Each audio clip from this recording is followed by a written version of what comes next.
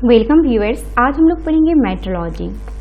Metrology Greek word से drive किया हुआ है, जो कि दो वर्ड से मिलकर बना है, मेट्रो प्लस लोगी। मेट्रो का अर्थ है मेजरमेंट एंड लोगी दैट मीन्स साइंस। तो इस दोनों वर्ड को अगर हम कंबाइन करते हैं तो स्टेटमेंट क्या निकलेगा? Science of measurement. इस तरह से भी हम मेट्रोलॉजी को डिफाइन कर सकते हैं।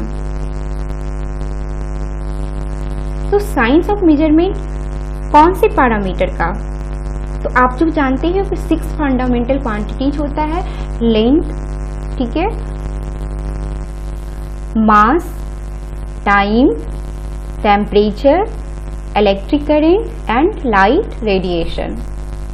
अब जैसे कि कोई भी प्रोडक्ट जब मैन्युफैक्चरिंग इंडस्ट्री से बनकर आता है, ठीक है, तो मेट्रोलॉजी के अंदर अगर सपोज दैट मैं लेंथ की बात करूं तो कौन कौन से पैरामीटर के लेंथ को वो कंसीडर करते हैं, ठीक है, मेट्रोलॉजी के अंदर। तो सबसे पहले surface roughness, second width, third depth, fourth thickness, 5 diameter, 6 taper, 7 angle, 8 flatness, 9 straightness, 10 roundness. तो ये मैन्युफैक्चरिंग टेक्नोलॉजी के थ्रू जब कोई भी प्रोडक्ट बनकर आता है, ठीक है, तो उसकी लेंथ से रिगार्डिंग जो पैरामीटर है वो चेक करेंगे, ठीक है, वो मैन्युफैक्चरिंग मेट्रोलॉजी के अंदर। तो इसे हम दूसरे वे में भी डिफाइन कर सकते हैं मेट्रोलॉजी को। It is the science concerned with the establishment, reproduction and transfer of unit of measurements and their standards. Next slide में हम लोग देखते हैं ऑब्जेक्टिव ऑफ मेट्रोलॉजी, ठीक है, to provide the required accuracy in measurement at minimum cost. Second है कि metrology की जरूरत क्यों पड़ती है, ठीक है, क्योंकि आजकल जो इंडस्ट्री है, ठीक है, मॉडर्न इंडस्ट्री है, तो उसमें हम लोग जानते हैं जो प्रोडक्ट बन रहा है बहुत ही लार्ज स्केल पर बनता है, और मैन्युफैक्चरिंग जो इंडस्ट्री है वो बेस्ड है इंटरचेंजेबल मैन्युफैक्चर पे। इंटरचेंजेबल मैन्युफैक्चर का अर्थ है कि अगर कोई भी पार्ट्स बनाना है, सपोज दैट एक मशीन बनानी है, ठीक है, तो मशीन जो है वो डिफरेंट पार्ट से मिलकर बना होता है।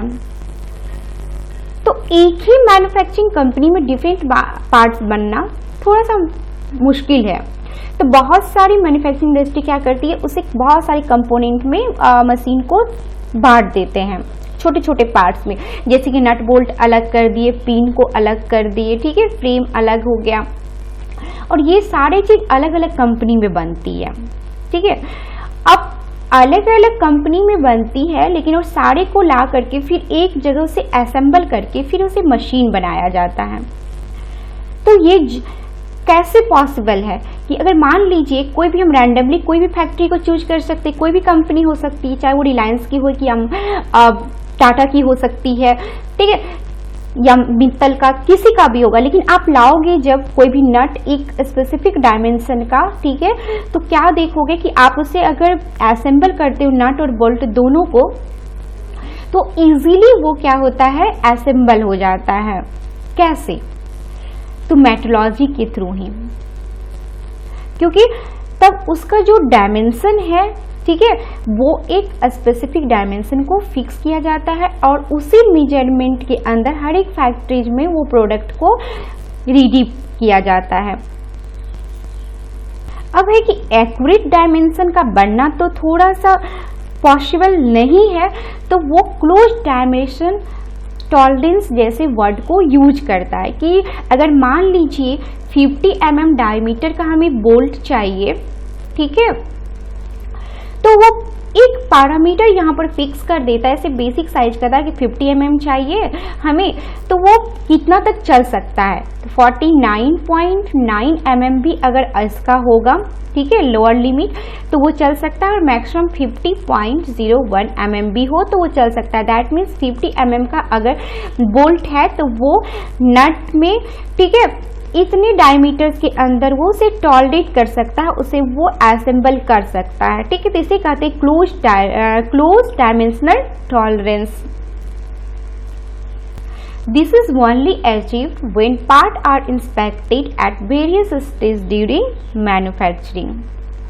Inspected यानी इंस्पेक्शन कहाँ से वर्ड आया कि अगर मान लीजिए कोई भी प्रोडक्ट बनकर आया तो उसे चेक करना, ठीक है, जरूरी होता है। इंस्पेक्शन करना जरूरी होता है कि ये जो डायमेंशन 50 mm का है, ठीक है, वो 50 mm का है या उसका अपर लिमिट कितना है, लोअर लिमिट कितना है, ये चल सकता है ना। अगर मान लीजिए आपने यहाँ पर बताया कि 50.01 का mm है, तो इसके अगर ऊपर चला गया 50.02, 50.03 mm का है, तो वो प्रोडक्ट नहीं चलेगा इंडस्ट्री में, ठीक है, उसे मार्केट में वो नहीं लाएगा।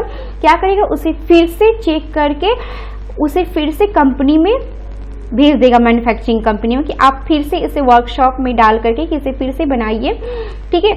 नहीं तो अगर हम इसे कंपनी मार्केट में उतारेंगे तो लॉस होगा, क्योंकि जब ये असेंबल ही नहीं होगा तो ये प्रोडक्टिविटी को इंक्रीज ही नहीं करेगा, ठीक है। कंपनी को प्रॉफिट नहीं होगा, लॉस हो जाएगी, क्योंकि कंज्यूमर जो है वो इसे एक्सेप्ट ही नहीं करेगा इस प्रोडक्ट को, अगर ये 50.02, 50.03 हो रहा है। तो इसीलिए क्वेश्चन को सॉल्व करने के लिए आया कि मेट्रोलॉजी का प्रिंसिपल क्या होना चाहिए। तो जब डिजाइन इंजीनियर, ठीक है, अपने कोई भी प्रोडक्ट को बना रहा है तो सिर्फ वो उस प्रोडक्ट को के डिजाइन को इतना ही चेक नहीं करता कि उसकी स्ट्रेंथ कितनी है, उसकी इकोनॉमिकल प्रोडक्शन कितनी होनी चाहिए, इसी पॉइंट पर नहीं, उसे ये भी ध्यान में रखना है अपना कि हम जो प्रोडक्ट बना रहे हैं उसको एक स्पेसिफाइड डायमेंशन को चेक कैसे करेंगे, ठीक है, उसको मेजर कैसे करेंगे, ये भी ध्यान में रखना है। क्योंकि अगर डायमेंशन स्पेसिफाइड को के अंदर नहीं आता है प्रोडक्ट, तो वो प्रोडक्टिविटी को इंक्रीज नहीं करेगी। तो प्रोडक्टिविटी को हायर करने के लिए एक्यूरेसी चाहिए। जो प्रोडक्ट है का आपका बनकर निकला उसका जो डायमेंशन होना चाहिए वो एक्यूरेट होना चाहिए, ठीक है। तो ये मेट्रोलॉजी के अंदर ही इसे समझा जाता है और मेट्रोलॉजी के थ्रू से इंट्रोड्यूस किया जाता है। We can improve the measuring accuracy and dimension and geometrical accuracy of the product.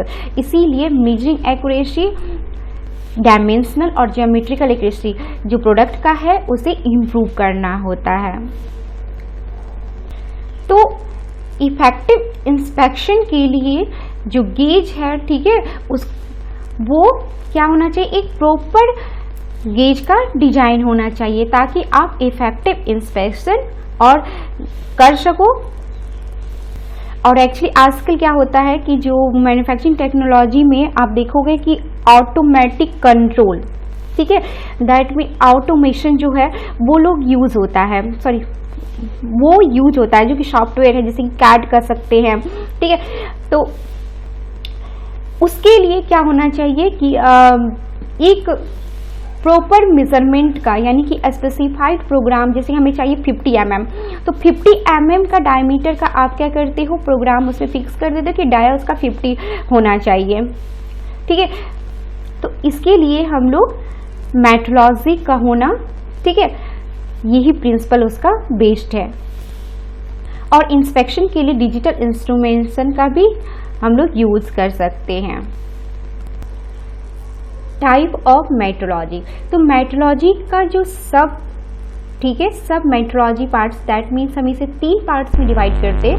सबसे पहले साइंटिफिक और fundamental metrology, second applied technical और industrial metrology, and third and last हो गया लीगल, ठीक है, ये है legal metrology.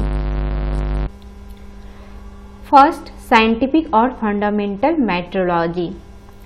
It deals with the establishment of quantity system, unit system, the development of new method, realization of measurement standards, and the transfer of traceability from this standard to user in society. National Physical Laboratory is the custodian of various primary standards. तो ये जो आप देख रहे हो कि national physical laboratory जो है ये वो इंडिया में है।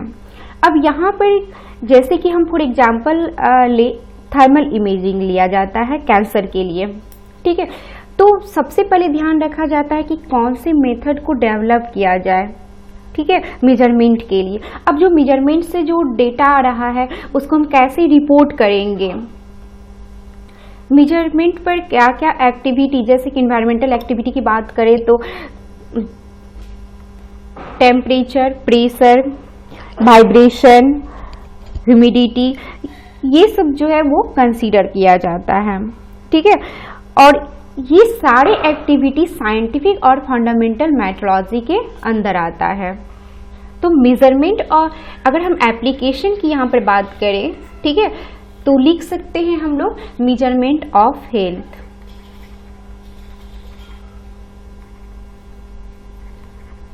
Measurement of health,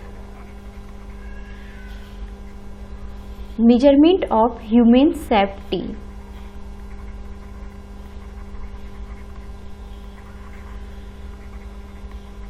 human safety.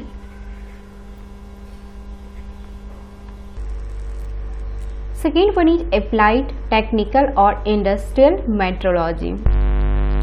It deals with the application of measurement science to manufacturing process and their use in society.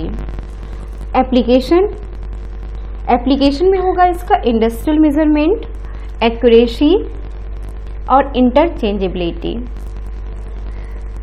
Industrial measurement, accuracy,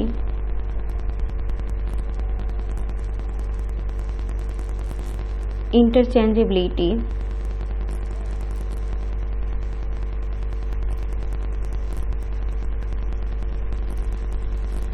interchangeability का अर्थ हुआ कि अगर कोई भी डिफरेंट फैक्ट्री से आप रैंडमली कोई भी फैक्ट्री से प्रोडक्ट लाते हो तो उसका डायमेंशन अगर सेम है हर एक का, तो आप मेजर करोगे, इंस्पेक्ट करोगे उसको, तो वो इजीली असेंबल हो जाएगा, ठीक है।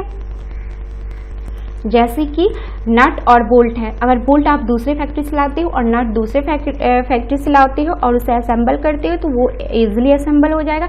यही होती है interchangeability. Last, legal measurement. It concerned with the legal requirements of measurement process, unit of measurement, measuring instrument and method of measurement. तो इस सब के लिए एक रूल होना चाहिए, ठीक है, और रेगुलेशन भी क्वालिटी को कंट्रोल करने के लिए।